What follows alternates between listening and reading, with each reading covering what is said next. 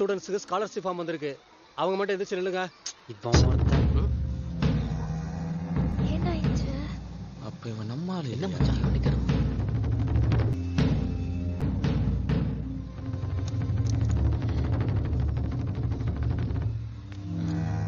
ஒண்ணு எடுத்து கொடுக்கணும் இல்ல உட்காரணும்.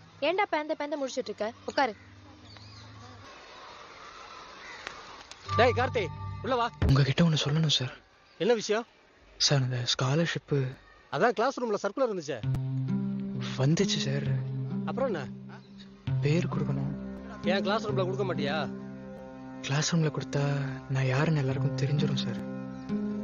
டேய் முதல்ல கையை கீழே போடு. கையை கீழே போடுறா.